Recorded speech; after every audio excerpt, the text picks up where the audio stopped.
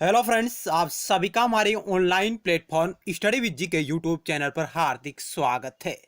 तो आज की हमारी चर्चा का विषय रहेगा भारतीय संविधान और राज्य व्यवस्था के अंतर्गत आज हम जिस महत्वपूर्ण टॉपिक पर बात करने जा रहे हैं वो है भारत का AG, attorney general of India, Bharat का महान्यायवादी। इसके बारे में हमारा संपूर्ण लेक्चर रहेगा। साथ ही हम भारत के महान्यायवादी से संबंधित 30 महत्वपूर्ण सवालों के बारे में चर्चा करेंगे। साथ ही इनसे जुड़े महत्वपूर्ण की पॉइंट और फैक्ट क्या बनते हैं उनके बारे में हमारी चर्चा रहेगी, ताकि आने वाली प्रतियोगी परीक्षाओं में आपका कोई भी सवाल गलत न हो। आइए शुरुआत करते हैं बिना किसी देरी के, टू द पॉइंट। यदि आप पहली बार हमारे YouTube channel study with GK को देख रहे हैं और आपने अभी तक इसे सब्सक्राइब नहीं किया तो आप इसे जरूर सब्सक्राइब करें और पास बने बेल के आइकन यानी घंटे को भी जरूर दबाइएगा, ताकि नेक्स्ट टाइम वीडियो सीरीज का नोटिफिकेशन आपके पास तुरंत पहुंच जाए। यदि आपको हमारा प्रयास अच्छा लग रहा तो अभी बात करते हैं भारत का महान्यायवादी, अटॉर्नी जनरल कौन है ये, इसकी आवश्यकता हमें क्यों पड़ी, भारत सरकार को इसकी आवश्यकता क्यों पड़ी एजी की। यदि बात करें साधारण शब्दों में कि भारत का महान्यायवादी भारत सरकार का एक वकील है, एज ए वकील, यानी भारत का महान्यायवादी भारत सरकार का एक वकील है, क्योंकि यह भारत सरकार के खिलाफ जो भी मामले आते हैं, चाहे सुप्रीम कोर्ट में हो, चाहे उच्चतम न्यायालय में हो, चाहे उच्च न्यायालय में हो, यानी सुप्रीम कोर्ट में हो या हाई कोर्ट में हो या भारत के किसी भी न्यायालय में हो, उसके खिलाफ यह सुनवाई करने का अधिकार रखता है। यानी भारत का महान्यायवादी भारत सरकार का एक वकील है जो भारत सरकार के खिलाफ जो मामले होते हैं उनकी क्या करता है, ये पैरवी करता है। जिस प्रकार आम नागरिक से संबंधित जो विवाद होते हैं उनकी उच्च न्यायालय या सुप्रीम कोर्ट में पैरवी करने, जिन विवादों की पैरवी करने के लिए वकील होता है, उसी प्रकार भारत सरकार का भी अपना एक वकील है जो भारत सरकार के खिलाफ जो भी मामले हैं उनको लेकर यह पैरवी करता है इनके लिए।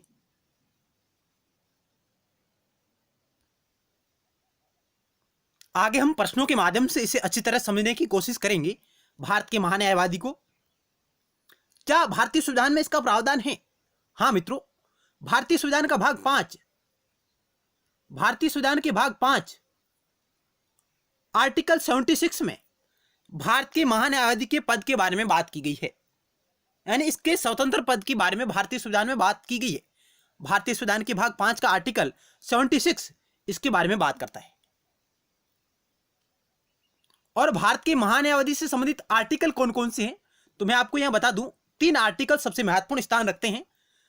आर्टिकल 76, आर्टिकल 88 और आर्टिकल 105। ये तीनों आर्टिकल भारत के महान्यायवादी से संबंधित है। आर्टिकल 76 महान्यायवादी के स्वतंत्र पद की व्यवस्था की गई और इसकी नियुक्ति राष्ट्रपति करेगा। और आर्टिकल 88 इसके बारे में महान्यायवादी की संसद से जुड़े अधिकार और संसद की समितियों से जुड़े अधिकारों के बारे में बात की गई है और महान्यायवादी की शक्तियां क्या है और उसके बारे में आर्टिकल 105 बात करता है। तो ये 3 आर्टिकल इससे जुड़े हुए, ये आप भी ध्यान रखिएगा। 76, 88 और 105 नंबर, ये 3 आर्टिकल है इससे जुड़े हुए हैं। अब आइए हम डायरेक्ट प्रश्नों पर चर्चा करते हैं। भारतीय संविधान में महान्यायवादी का पद किस देश के संविधान से लिया गया है? मेरा आपसे क्वेश्चन है कि भारतीय संविधान में महान्यायवादी का पद किस देश के संविधान से लिया गया है? ऑप्शन सुनिएगा, अमेरिका, इंग्लैंड, ऑस्ट्रेलिया और स्विट्जरलैंड। भारतीय संविधान में महान्यायवादी का पद किस देश के संविधान से लिया गया है? ऑप्शन आपके समक्ष है, अमेरिका, ऑस्ट्रेलिया, इंग्लैंड और स्विट्जरलैंड। ऑप्शन आपका इंग्लैंड राइट होगा। भारतीय संविधान में जो महान्यायवादी की व्यवस्था ली गई है वो इंग्लैंड के संविधान से प्रभावित है, यह भी फैक्ट आप नोट करिएगा। अब पहला सवाल आपकी स्क्रीन पर रहा, ये भारत सरकार का प्रथम विधि अधिकारी कौन है? संघीय विधि मंत्री, भारत का महान्यायवादी, विधि सचिव और भारत का मुख्य न्यायाधीश। क्या होगा इस क्वेश्चन का राइट आंसर? हम टोटल 30 क्वेश्चनों के बारे में चर्चा करेंगे, टू द पॉइंट, जो किसी से प्रतियोगी परीक्षा में पूछे गए हैं या आने वाली प्रतियोगी परीक्षाओं में पूछे जा सकते हैं, उन्हीं सवालों पर हमारी चर्चा रहेगी। आज का पूरा लेक्चर एजी पर हमारा आधारित रहेगा, अटॉर्नी जनरल पर। भारत के महान्यायवादी पर। ऑप्शन आपका बी राइट हो जाएगा। भारत का महान्यायवादी भारत का अटॉर्नी जनरल ही भारत सरकार का प्रथम विधि अधिकारी होता है, यानी यही भारत सरकार का प्रथम विधि अधिकारी होता है, भारत का महान्यायवादी। नेक्स्ट सवाल पर चर्चा करते हैं। 2 नंबर सवाल आपकी स्क्रीन पर रहा। भारत का अटॉर्नी जनरल महान्यायाधीश की नियुक्ति कौन करता है, यानी इसकी नियुक्ति किसके द्वारा की जाएगी? सर्वोच्च न्यायालय के मुख्य न्यायाधीश करेगा, भारत का प्रधानमंत्री करेगा, भारत का राष्ट्रपति करेगा, संघ लोक सेवा आयोग करेगा? कौन करेगा इसकी नियुक्ति, अपॉइंटमेंट कौन करेगा? ऑप्शन 4 आपके समक्ष रही, आप गेस जरूर करिएगा।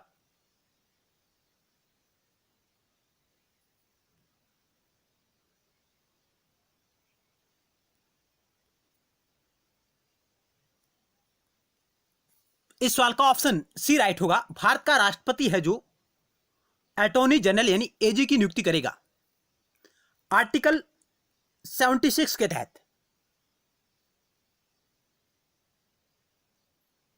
और अटॉर्नी जनरल इसकी नियुक्ति राष्ट्रपति के द्वारा की जाएगी। और ये अपना त्यागपत्र किसको देगा? ये त्यागपत्र भी भारत के राष्ट्रपति को देगा। और इसे हटाने का अधिकार किसको है? इसका हटाने का अधिकार भी भारत के राष्ट्रपति को। और ये भारत के राष्ट्रपति के प्रसाद पर्यंत ही अपना पदभार ग्रहण करता है, यानी इनका कार्यकाल भारत के राष्ट्रपति के ऊपर निर्भर है। संविधान में कहीं भी इसके कार्यकाल के बारे में उल्लेख नहीं है। भारतीय संविधान एजी के कार्यकाल के बारे में किसी भी प्रकार की बात नहीं करता है। इनका कार्यकाल भारत के राष्ट्रपति के प्रसाद पर्यंत रहेगा, यह बात करता है भारतीय संविधान। यानी एजी का कार्यकाल फिक्स नहीं है, यह अपना कार्यकाल भारत के राष्ट्रपति के प्रसाद पर्यंत रखता है। भारत का राष्ट्रपति जब चाहे तब इसको हटा सकता है, पदच्युत कर सकता है। यानी नियुक्ति कौन करेगा? भारत का राष्ट्रपति करेगा। त्यागपत्र किसको देगा? भारत के राष्ट्रपति को देगा। हटाएगा कौन? भारत का राष्ट्रपति हटाएगा। और शपथ कौन दिलवाएगा? इसको शपथ भी भारत का राष्ट्रपति दिलवाता है, यानी अटॉर्नी जनरल को शपथ भी भारत का राष्ट्रपति दिलवाएगा। ये सभी कार्य भारत के राष्ट्रपति द्वारा किए जाएंगे। नेक्स्ट सवाल आपकी स्क्रीन पर रहा।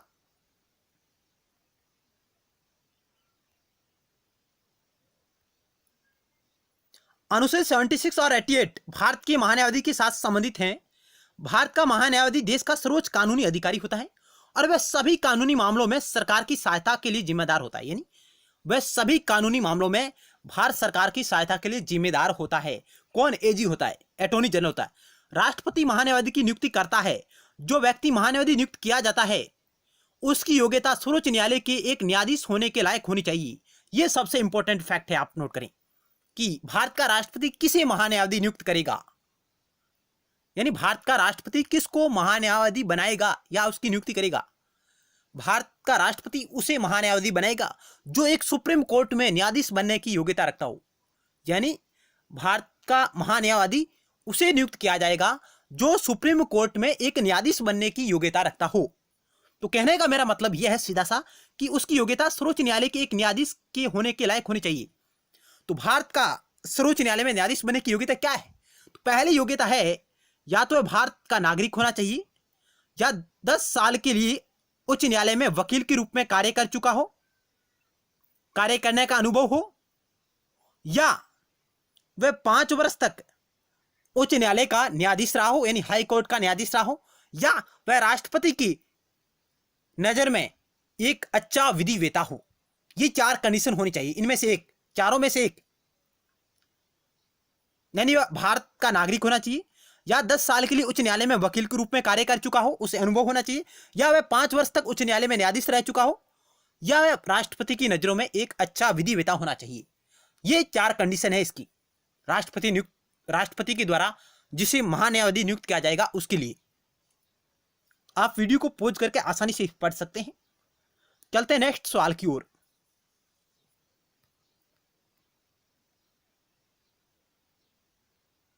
भारत सरकार को कानूनी विषयों पर परामर्श कौन देगा?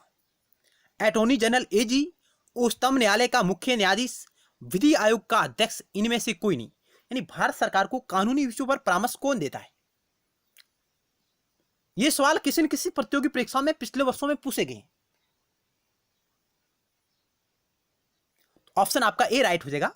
अटॉर्नी जनरल है जो भारत सरकार को कानूनी विषयों पर परामर्श और सलाह देता है। 4 नंबर सवाल आपकी स्क्रीन पर रहा। ये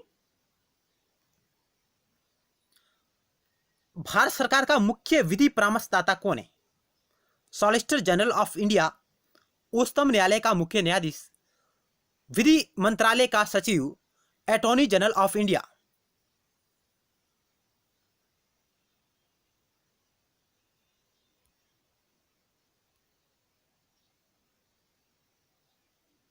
इस सवाल का ऑप्शन आपका डी राइट होगा। अटॉर्नी जनरल भारत सरकार का मुख्य विधि परामर्शदाता होता है।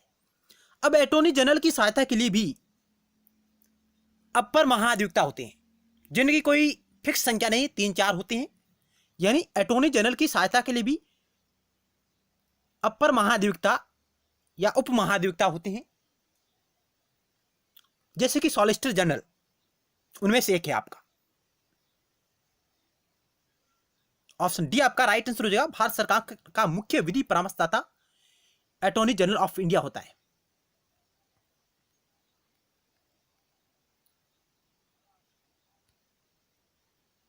5 नंबर सवाल क्या कह रहा है कि निम्नलिखित में से वह व्यक्ति कौन है जो संसद सदस्य नहीं होता है लेकिन जिसे संसद को संबोधित करने का अधिकार है? भारत का अटॉर्नी जनरल, भारत का सॉलिसिटर जनरल, भारत का मुख्य न्यायमूर्ति, मुख्य निर्वाचन आयुक्त। यानी वह व्यक्ति कौन है जो संसद का सदस्य नहीं है लेकिन वह संसद को संबोधित करने का अधिकार रखता है? क्या होगा इस सवाल का राइट आंसर? आप गैस करें। ऑप्शन ए राइट होगा, भारत का अटॉर्नी जनरल। भारत का अटॉर्नी जनरल यह संसद का सदस्य नहीं होता और यह कैबिनेट का भी सदस्य नहीं होता है। यानी यह न तो संसद का सदस्य होता है, न ही कैबिनेट का सदस्य होता है,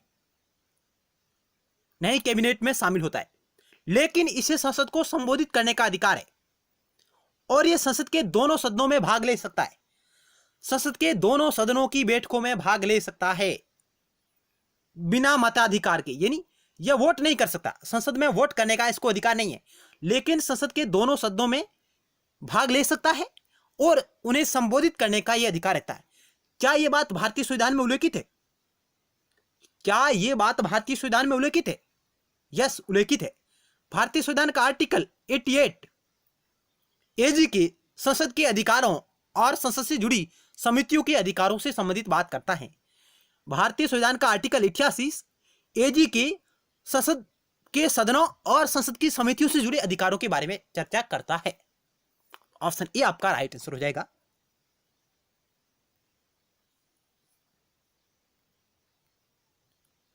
सिक्स नंबर सवाल आपकी स्क्रीन पर रहा। ये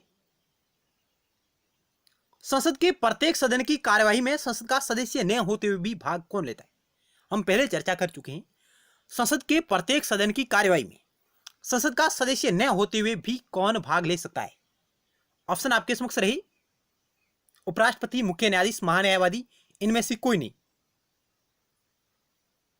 ऑप्शन आपका सी राइट होगा। भारत का महान्यायवादी भाग ले सकता है, संसद के प्रत्येक सदन की कार्यवाही में भाग ले सकता है, बोल सकता है, लेकिन मत का प्रयोग नहीं कर सकता। अपने मत का प्रयोग वह उस सदन में, किसी भी सदन में नहीं कर सकता है। एजी ऑप्शन सी राइट है। 7 नंबर सवाल आपकी स्क्रीन पर रहा। ये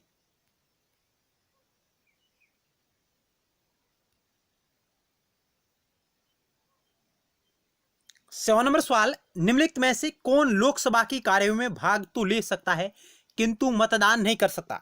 ये सभी सवाल किसी न किसी प्रतियोगी परीक्षाओं में पिछले वर्षों में पूछे गए हैं। अटॉर्नी जनरल, लोकसभा अध्यक्ष, लोकसभा उपाध्यक्ष और प्रधानमंत्री। यानी लोकसभा की कार्य में भाग तो ले सकता है किंतु मतदान नहीं कर सकता। ऑप्शन आपका ए राइट होगा। अटॉर्नी जनरल ऑफ इंडिया यह भाग लेता है लेकिन मत का प्रयोग नहीं कर सकता है। इसे संसद के दोनों सदनों में बोलने का अधिकार है बिना मताधिकार की, और यह बात आर्टिकल 88 में वर्णित है, यह भी ध्यान रखिएगा।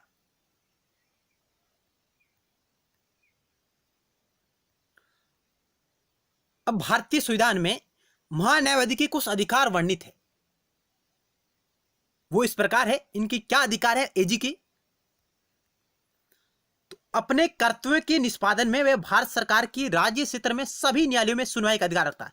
सबसे महत्वपूर्ण फैक्ट ये है आपका, क्योंकि यहां से कथन वाले क्वेश्चन आ सकते हैं, तो आपको ये बात इनकी जानकारी होनी आवश्यक है कि अपने कर्तव्यों के निष्पादन में वह भारत की राज्य क्षेत्र की सभी न्यायालयों में सुनवाई का अधिकार रखता है। यानी attorney general of India Bharat सरकार की तरफ से भारत के सभी न्यायालयों में सुनवाई का अधिकार रखता है, यानी भारत के किसी भी न्यायालय में यह सुनवाई कर सकता है। पहली बात यह उभर कर हमारे सामने आती है कि भारत के राज्य क्षेत्र के सभी न्यायालयों में सुनवाई का अधिकार रखता है। दूसरा क्या है, उसे संसद के दोनों सदनों या उनकी संयुक्त बैठकों की कार्य में भाग लेने का अधिकार है। सबसे महत्वपूर्ण पॉइंट यह है कि वह संसद के दोनों सदनों में भाग ले सकता है, साथ ही वह संसद की संयुक्त बैठक में भी भाग ले सकता है, परंतु उसे वोट देने का अधिकार नहीं है। यह बात आर्टिकल 88 में वर्णित है मित्रों।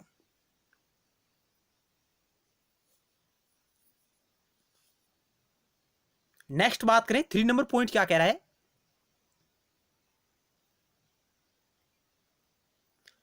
उसे संसद की किसी भी समिति में जिसमें वह सदस्य के रूप में नामांकित हो बोलने का अधिकार है या भाग लेने का अधिकार है। यह भी महत्वपूर्ण फैक्ट है कि एजी को यानी अटॉर्नी जनरल को संसद की किसी समिति का सदस्य मनोनीत किया जा सकता है, नामांकित किया जा सकता है।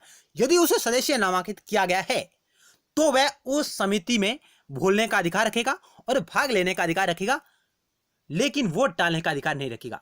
यह बात भी भारतीय संविधान का आर्टिकल 88 करता है इसके बारे में। और चौथा क्या अधिकार है इसका, तो वह उन सभी विशेषाधिकारों और प्रतिरक्षाओं को प्राप्त करता है जो संसद के एक सदस्य के लिए उपलब्ध होती है। यानी एजी है जो उन सभी विशेष अधिकारों को प्राप्त करेगा और उन सभी प्रतिरक्षाओं को प्राप्त करेगा जो किसी एक संसद सदस्य के लिए उपलब्ध है। कहने का मतलब यह है कि जो सुविधाएं किसी संसद सदस्य को मिलती है वही सुविधाएं एजी को मिलेगी।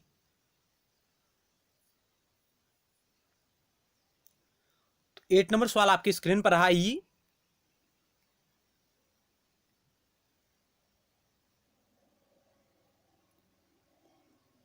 निम्नलिखित में से किसे संसद के दोनों सदनों में बोलने, अन्य कार्यवाहियों में शामिल होने तथा किसी भी संसदीय कमेटी का सदस्य होने का अधिकार तो है, परंतु उसे वोट देने का अधिकार नहीं। बहुत ही अच्छा सवाल है।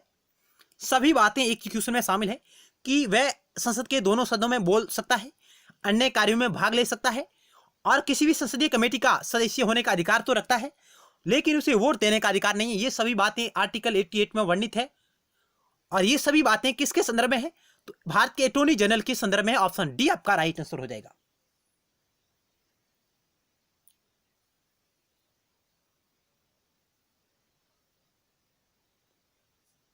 आप इस वीडियो सीरीज को अपने मित्रों के साथ भी शेयर करिएगा यदि आपको हमारा प्रयास अच्छा लग रहा हो तो। आप हमारे टेलीग्राम चैनल से भी जुड़ सकते हैं जिसका लिंक इसी वीडियो सीरीज के नीचे डिस्क्रिप्शन बॉक्स में दिया गया है। 9 नंबर सवाल आपकी स्क्रीन पर रहा ये,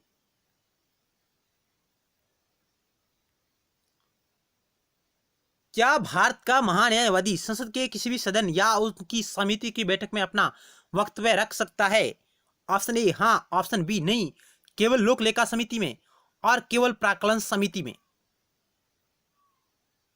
क्या होगा इस सवाल का राइट आंसर कि क्या भारत का महान्यायवादी संसद के किसी भी सदन या उनकी समिति की बैठक में अपना वक्तव्य रख सकता है? 4 ऑप्शन आपके समक्ष रहे। ऑप्शन आपका ए राइट होगा, हाँ यस रख सकता है, क्योंकि भारतीय संविधान का आर्टिकल 88 इसके बारे में बात करता है। ऑप्शन ए आपका राइट हुआ। 10 नंबर सवाल आपकी स्क्रीन पर रहा ये, निम्नलिखित में से किसको हटाने का अधिकार संसद को नहीं है? बहुत ही अच्छा सवाल है। सर्वोच्च न्यायालय के न्यायाधीश को, उच्च न्यायालय के न्यायाधीश को, मुख्य निर्वाचन आयुक्त को, भारत के महान्यायवादी को। यानी निम्नलिखित में से किसको हटाने का अधिकार यानी शक्ति संसद को प्राप्त नहीं है? तो इस सवाल का ऑप्शन आपका डी राइट हो जाएगा। भारत का महान्यायवादी को हटाने का अधिकार संसद को नहीं है, क्योंकि भारत के महान्यायवादी को हटाने का अधिकार किसके पास है? तो भारतीय संविधान इसके बारे में बात नहीं करता है। भारतीय संविधान कहता है कि भारत का महान्यायवादी भारत के राष्ट्रपति के प्रसाद पर्यंत अपना पद धारण करेगा। यह लाइन भारतीय संविधान में वर्णित है कि भारत का राष्ट्रपति के प्रसाद पर्यंत भारत का महान्यायवादी अपना पद धारण करेगा। तो इसका सीधा मतलब है कि भारत का राष्ट्रपति जब चाहे तब एजी को हटा सकता है अपने पद से, यानी भारत का राष्ट्रपति जब चाहे उसका मन करे तब इसे वह हटा सकता है। हालांकि इसकी नियुक्ति है जो प्रधानमंत्री की सिफारिश और मंत्रिमंडल की सिफारिश पर ही होती है। वास्तव में एजी की जो नियुक्ति है वह प्रधानमंत्री और मंत्रिमंडल की सिफारिश पर ही होती है, और जब सरकार बदलती है तो सामान्यतः इस एजी को बदल दिया जाता है। ऑप्शन आपका डी राइट होगा। बाकी सबको सर्वोच्च न्यायालय का न्यायाधीश, उच्च न्यायालय का न्यायाधीश और मुख्य निर्वाचन आयुक्त, इनको हटाने की जो शक्तियां हैं वो संसद में निहित है।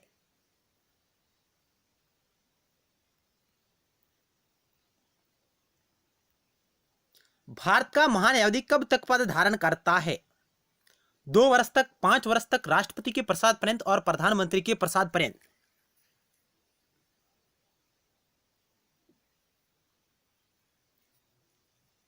ऑप्शन आपका सी राइट होगा।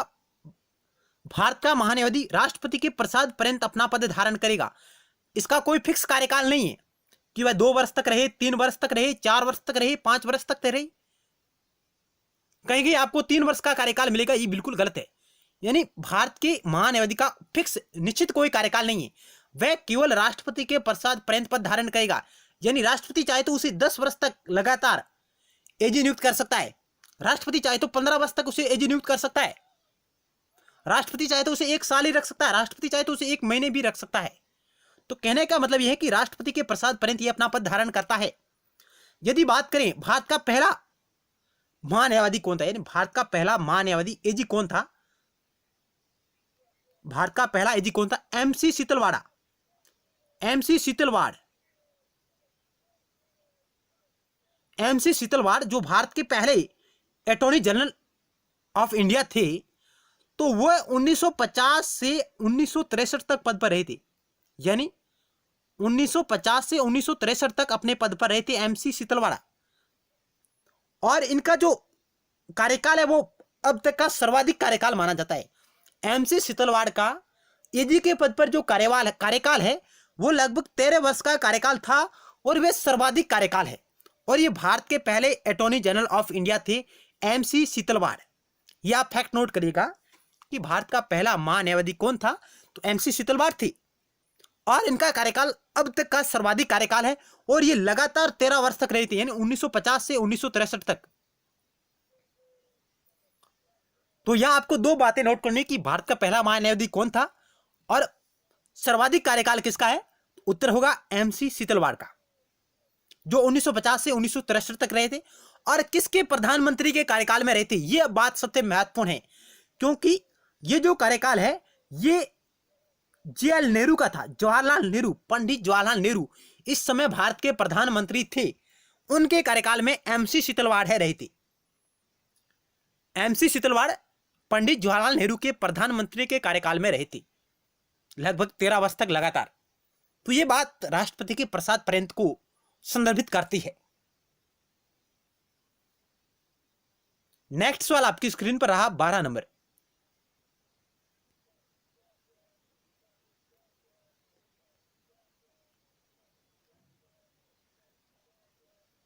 संविधान महान्यायवादी को निश्चित पदावधि प्रदान नहीं करता है, यानी भारतीय संविधान है जो महान्यायवादी को निश्चित कार्यकाल नहीं प्रदान करता, इसलिए वह राष्ट्रपति की मर्जी के अनुसार ही कार्यरत रहता है। उसे किसी भी समय राष्ट्रपति द्वारा हटाया जा सकता है, और उसे हटाने के लिए संविधान में कोई भी प्रक्रिया या आधार का उल्लेख नहीं है। यह भी सबसे महत्वपूर्ण बात है। क्या एजी को हटाने का प्रावधान भारतीय संविधान में है? क्या उसका कोई आधार उल्लेखित है? नहीं, बिल्कुल नहीं। यानी उसे हटाने के लिए संविधान में कोई भी प्रक्रिया और आधार उल्लेखित नहीं है। राष्ट्रपति जब चाहे तब उसे हटा सकता है, यह बात आप नोट करिएगा।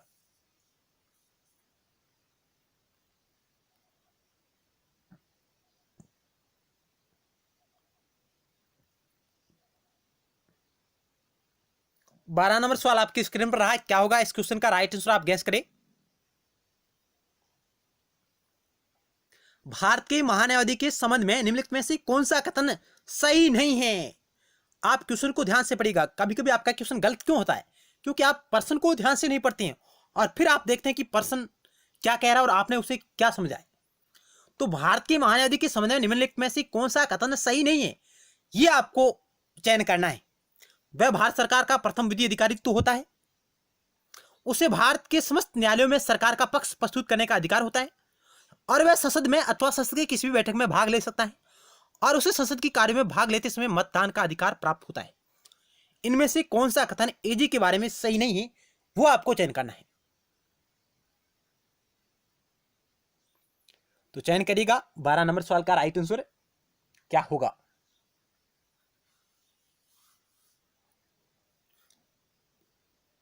आप इस टेस्ट सीरीज को एजी टेस्ट सीरीज के तौर पर ले, यानी यह आपकी एक प्रश्नोत्तरी सीरीज है, एक टेस्ट सीरीज आप इसे समझिएगा।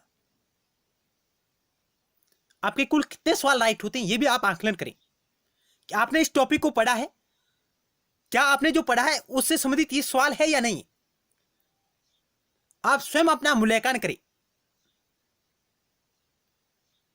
इस सवाल का ऑप्शन आपका डी राइट होगा कि उसे संसद की कार्य में भाग लेते समय मतदान का अधिकार प्राप्त होता है। ये बात गलत है, ये सही नहीं है, क्योंकि उसे संसद की कार्य में भाग लेते समय मतदान का अधिकार नहीं होता है। एजी को संसद में मत के प्रयोग का अधिकार नहीं है। ऑप्शन आपका डी राइट हो जाएगा, जबकि ए बी सी बिल्कुल सही है कि वह भारत सरकार का प्रथम विधि अधिकारी होता है, उसे भारत के समस्त न्यायालयों में सरकार का पक्ष प्रस्तुत करने का अधिकार है, और वह भारत के सभी न्यायालयों में सुनवाई का अधिकार रखता है। वह संसद में अथवा संसद के किसी भी बैठक में भाग ले सकता है।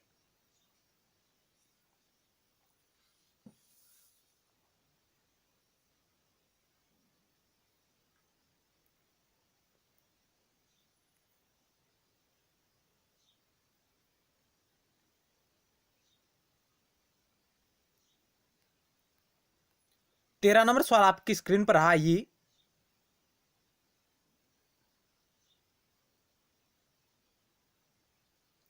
भारत के महान्यायवादी के विषय में निम्नलिखित कथनों पर विचार कीजिए। 4 आपको कथन दिए गए, इन कथनों पर आपको विचार करना है और फिर आपको सही कथन का चयन करना है मित्रों। 13 नंबर सवाल आपकी स्क्रीन पर है। भारत के महान्यायवादी के विषय में निम्नलिखित कथनों पर विचार कीजिए। पहला कथन कह रहा है कि वह भारत के राष्ट्रपति द्वारा नियुक्त किया जाता है। दूसरा कथन कह रहा है कि उसमें वही योग्यताएं होनी चाहिए जो सर्वोच्च न्यायालय के न्यायाधीश की होती हैं। और तीसरा कथन कह रहा है उसे संसद के किसी भी एक सदन का सदस्य होना चाहिए। और चौथा कह रहा है कि संसद द्वारा महाभियोग लगाकर उसे हटाया जा सकता है। इनमें से कौन से कथन सही है वो आपको चयन करना है। बहुत ही अच्छा सवाल है।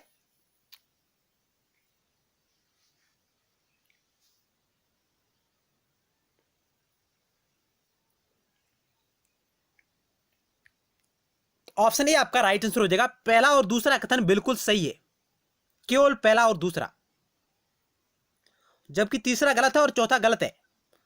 पहला सही क्योंकि वह भारत के राष्ट्रपति द्वारा नियुक्त किया जाता है, बिल्कुल सही, आर्टिकल 76 के तहत।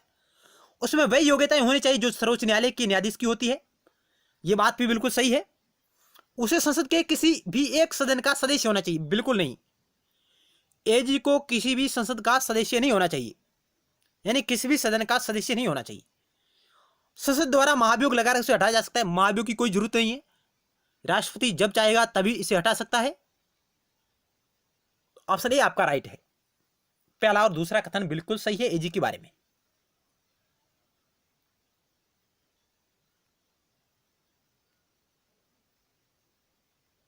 केवल पहला और दूसरा सही है, तीसरा और चौथा बिल्कुल गलत है।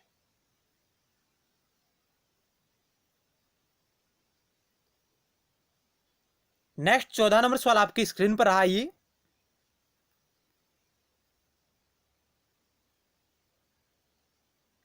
महान्यायवादी को प्रतिमाह कितना रुपये वेतन मिलता है?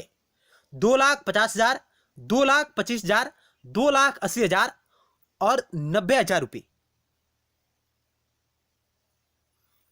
भारत के महान्यायवादी को प्रतिमाह कितने रुपये वेतन मिलता है?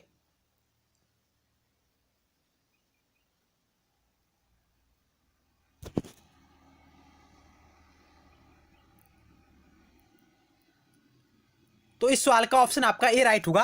वर्तमान में भारत के महान्यायाधीश को प्रतिमाह वेतन जो मिलता है वो मिलता है 2,50,000 रुपये, 2.5 लाख, ये 2,50,000 रुपये वर्तमान में भारत के एजी को मिलता है। पहले यह राशि 90,000 रुपये थी, पूर्व में यह राशि 90,000 रुपये थी, लेकिन वर्तमान में जो इनका वेतन है वो 2,50,000 रुपये। अब आपसे मेरा सवाल है कि क्या एजी का वेतन के प्रावधान भारतीय संविधान में उल्लेखित है? क्या यह राशि भारतीय संविधान में वर्णित है? क्या भारतीय संविधान इनके वेतन को निर्धारित करता है? बिल्कुल नहीं। यानी भारतीय संविधान एजी के वेतन को निर्धारित नहीं करता है।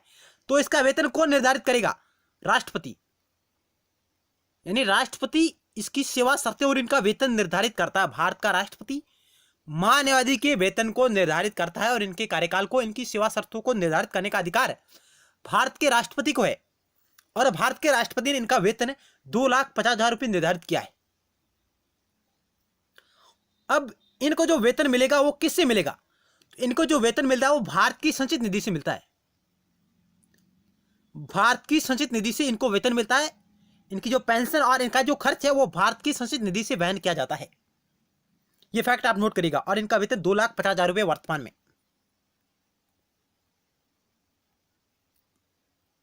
महान्यायवादी वही पारिश्रमिक प्राप्त करता है, यानी वेतन प्राप्त करता है, पारिश्रमिक प्राप्त करता है जो राष्ट्रपति निर्धारित करता है। संविधान में महान्यायवादी का पारिश्रमिक निर्धारित नहीं किया गया, यानी भारतीय संविधान में इसका वेतन का कोई उल्लेख नहीं किया गया है। एजी के वेतन का उल्लेख भारतीय संविधान में कहीं भी नहीं किया गया है। राष्ट्रपति जो वेतन निर्धारित करेगा वही उसे प्राप्त होगा।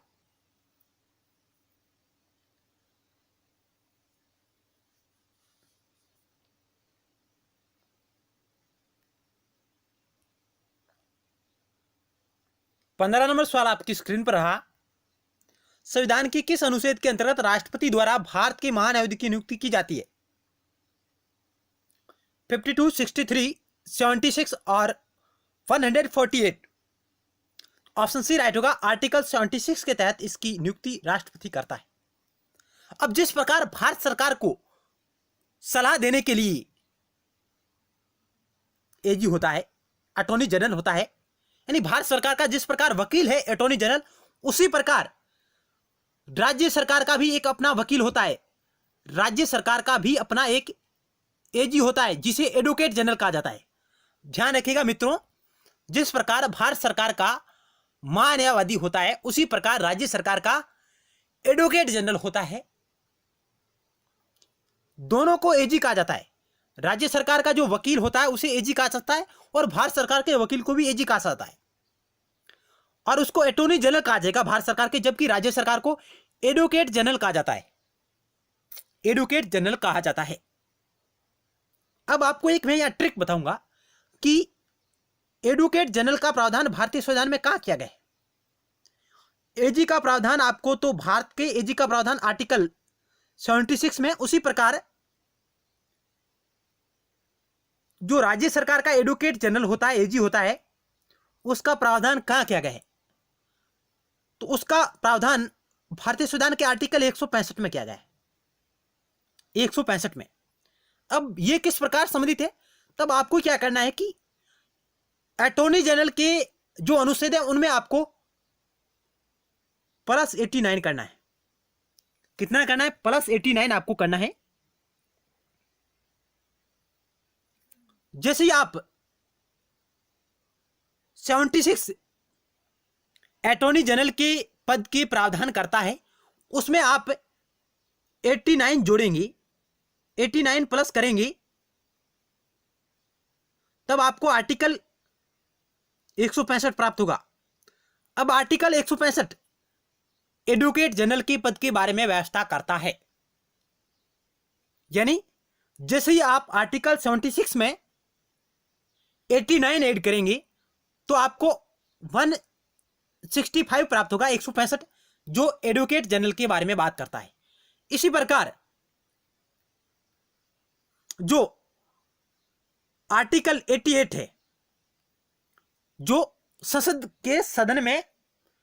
के दोनों सदनों में अटॉर्नी जनरल के अधिकार से संबंधित है और साथ ही संसद की समितियों से जुड़े अधिकार है, वो आर्टिकल 88 बात करता है। अब इसमें आप 89 प्लस करेंगे, 89 प्लस करेंगे तो आपको के समक्ष आर्टिकल उभर कर सामने आएगा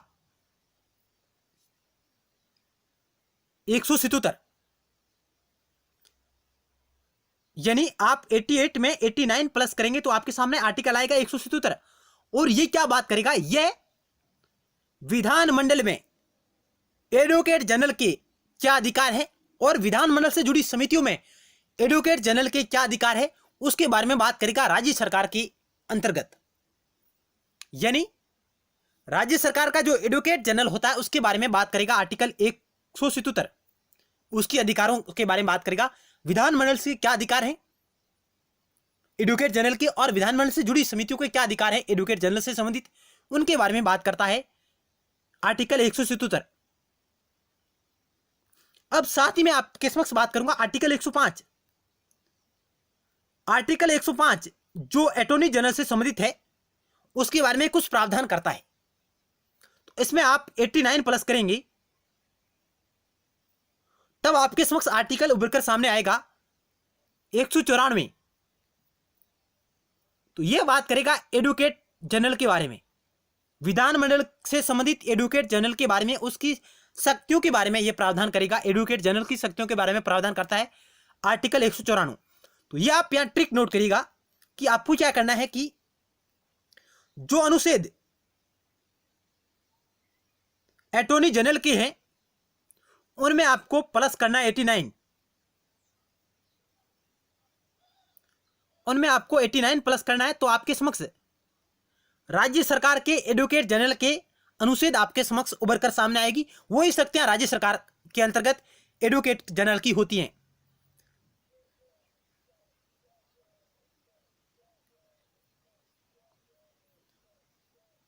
आप इस ट्रिक को नोट कर सकते हैं कि आपको क्या करना है कि जो अनुच्छेद अटॉर्नी जनरल से संबंधित है उन्हीं अनुच्छेदों में आपको 89 प्लस करना है और आपके समक्ष राज्य सरकार के एडवोकेट जनरल के अनुच्छेद आपके समक्ष आ जाएंगे। वही शक्तियां उनकी है, जो शक्तियां भारत सरकार की मानवाद की संसद में है, वही शक्तियां एडवोकेट जनरल की विधानमंडल में है।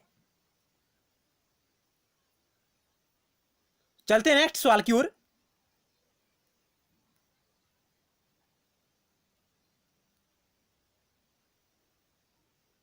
सोलह नंबर सवाल आपकी स्क्रीन पर रहा। ये एक गैर सदस्य के रूप में संसद के किसी एक सदन की कार्य में भाग ले सकता है। तो इस सवाल का ऑप्शन आपका सी राइट होगा, भारत का महान्यायवादी भाग ले सकता है।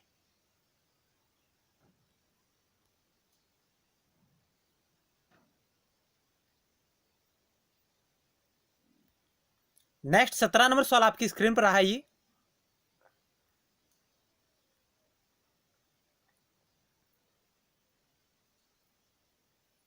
इस सवाल के बारे में हम पहले चर्चा कर चुके हैं।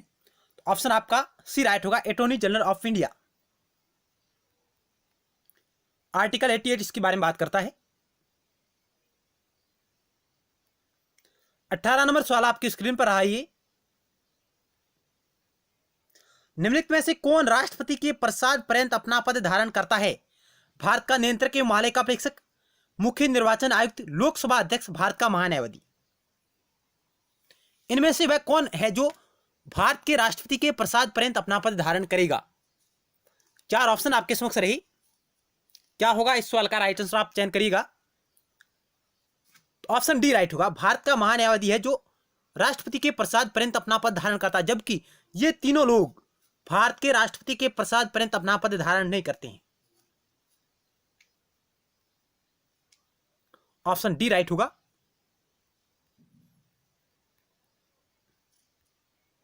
भारत का वर्तमान में महान्यायवादी कौन है? यानी अभी वर्तमान में भारत का महान्यायवादी कौन है? यानी आज हम जो बात कर रहे हैं 21 मई 2020 को बात कर रहे हैं और आज वर्तमान में भारत का महान्यायवादी कौन है? के वेणुगोपाल, मुकुल रोहतगी, सोली सोराबजी, उपयुक्त में से कोई नहीं।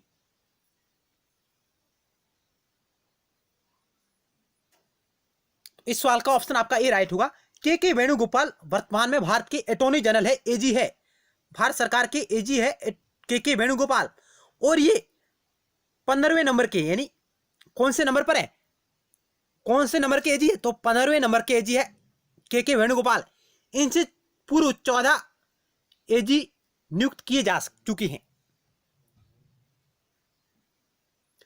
के वेणुगोपाल वर्तमान में भारत के अटॉर्नी जनरल ऑफ इंडिया है और ये 15वें नंबर के हैं और इनकी नियुक्ति 30 जून 2017 को की गई थी राष्ट्रपति प्रणब मुखर्जी के द्वारा। राष्ट्रपति प्रणब मुखर्जी के द्वारा इनकी नियुक्ति 30 जून 2017 को की गई थी के वेणुगोपाल की, और ये अपना कार्यकाल राष्ट्रपति के प्रसाद पर्यंत निर्धारित करेगा रखेगा। मुकुल रोहतगी इससे पूर्व के वेणुगोपाल से पूर्व में एजी थे, ये 14वें नंबर के थे, ध्यान रखिएगा, जो 2014 से 2017 तक रहे, 30 जून 2017 तक ये रहे थे मुकुल रोहतगी। सोली सोराबजी ये भी एजी रह चुके हैं पूर्व में। इनको हमने क्यों हाईलाइट किया है, क्योंकि इनका कार्यकाल सबसे कम रहा है, इनका कार्यकाल सबसे कम रहा है। 1989 से 1990 तक इनका कार्यकाल रहा था, इनका कार्यकाल सबसे कम रहा है सोली सोराबजी का, और ये भारत के 7वें नंबर के एजी नियुक्त किए गए थे, अटॉर्नी जनरल ऑफ इंडिया नियुक्त किए गए थे सोली सोराबजी। इनका कार्यकाल अब तक का न्यूनतम कार्यकाल है।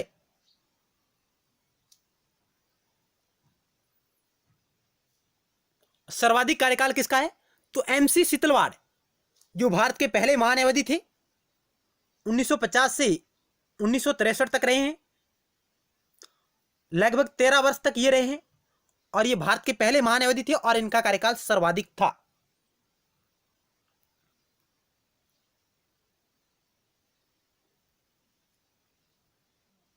आप व्याख्या दे सकते हैं, भारत के वर्तमान महान्यायवादी के वेणुगोपाल है, जिन्होंने 30 जून 2017 से मुकुल रोहतगी का स्थान लिया। भारत में अब तक 15 न्यायवादी चुने जा चुके हैं।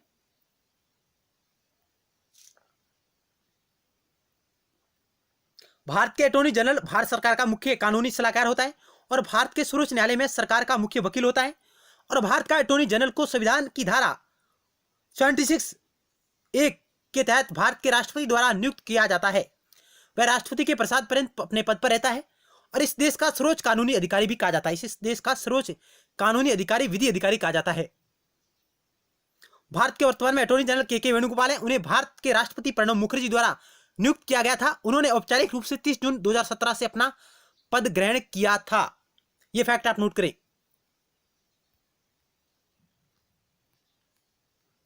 और अंतिम सवाल आपकी स्क्रीन पर रहा है, ये आज की वीडियो सीरीज का, निम्न में से कौन सा कथन सत्य है, आपको चयन करना है। यानी एजी के बारे में कौन सा कथन सत्य है वो आपको चयन करना है। अटॉर्नी जनरल ऑफ इंडिया के बारे में कौन सा कथन सही है।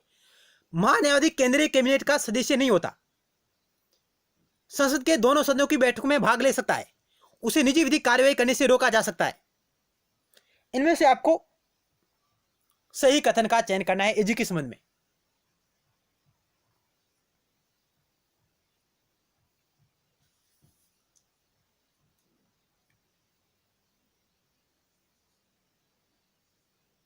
ऑप्शन डी राइट होगा, केवल पहला और दूसरा सही है एजी के बारे में कि महान्यायवादी केंद्रीय कैबिनेट का सदस्य नहीं होता। ये बात बिल्कुल सही है मित्रों कि attorney general of India cabinet का सदस्य नहीं होता है और संसद के दोनों सदनों की बैठकों में भाग ले सकता है, कार्यों में भाग ले सकता है, ज्वाइंट बैठक में भाग ले सकता है, लेकिन अपने मत का प्रयोग नहीं कर सकता है। यह बात भी बिल्कुल सही है।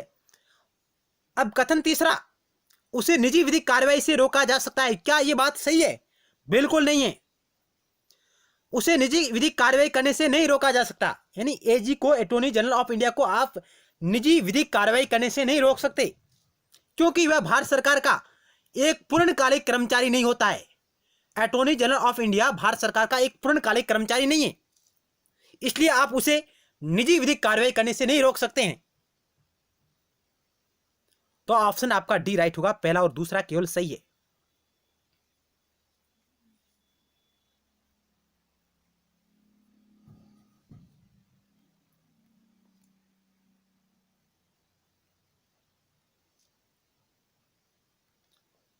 अब कुछ महत्वपूर्ण फैक्ट आपके समक्ष है। एमसी सीतलवाड़ सबसे लंबा कार्यकाल है और भारत के पहले एजी थे और 28 जनवरी 1950 से 1 मार्च 1963 तक इन्होंने अपना कार्य किया था।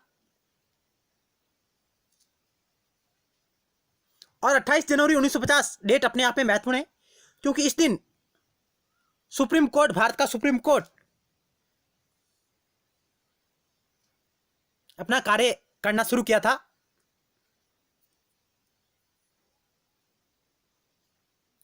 और लगभग 13 वर्ष तक ये अटॉर्नी जनरल रहे हैं। एमसी सीतलवाड़ सर्वाधिक कार्यकाल है, सबसे लंबा आज तक का कार्यकाल है एमसी सीतलवाड़ का। और जो दूसरे एजी बने थे भारत सरकार की दूसरे एजी, वो थे सीके दफ्तरी। और तीसरे जो एजी थे निरन डे,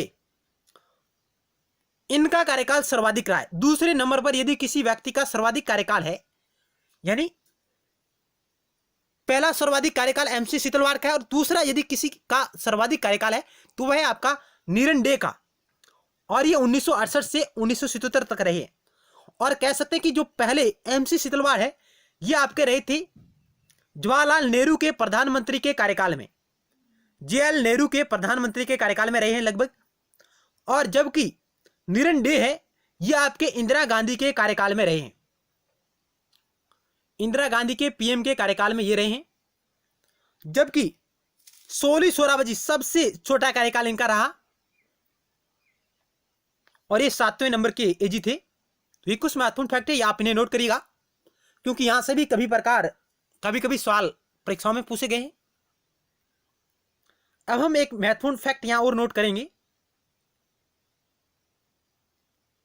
अब भारतीय संविधान महान्यायवादी पर निर्धारित कुछ सीमाएं भी निर्धारित करता है। यानी महान्यायवादी पर निर्धारित सीमाएं क्या है?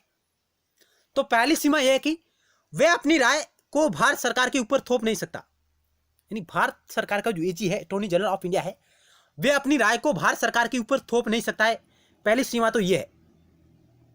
दूसरी सीमा यह है कि वह भारत सरकार की अनुमति के बिना आपराधिक मामलों में आरोपियों का बचाव नहीं कर सकता है। यानी भारत सरकार की अनुमति के बिना वह आपराधिक मामलों में आरोपियों का बचाव नहीं कर सकता।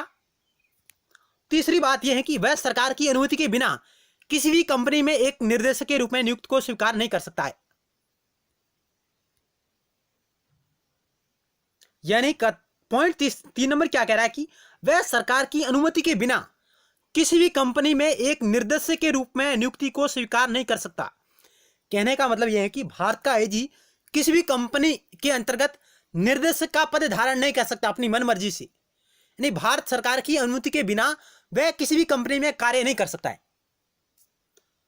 और यह ध्यान दिए जाने वाली बात है कि महान्यायवादी को निजी कानूनी अभ्यास से वंचित नहीं किया जा सकता। यानी वह निजी प्रैक्टिस कर सकता है, आप उसे वंचित नहीं कर सकते। निजी कानूनी कार्रवाई से आप उसे वंचित नहीं कर सकते क्योंकि वह सरकारी कर्मचारी नहीं होता है। एजी एक पूर्णकालिक सरकारी कर्मचारी नहीं होता है क्योंकि उसे निश्चित वेतन का भुगतान नहीं किया जाता है। उनका पारिश्रमिक राष्ट्रपति निर्धारित करता है, इसलिए आप उसे निजी प्रैक्टिस से वंचित नहीं कर सकते।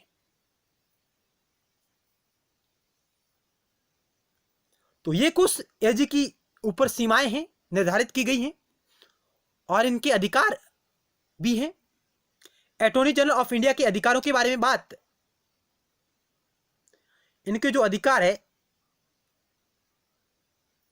उनसे संबंधित बात आर्टिकल 88 करता है और इनसे कुछ शक्तियां हैं इनकी, उनके बारे में आर्टिकल 105 व्यवस्था करता है और इनके पद के बारे में आर्टिकल 76 करता है।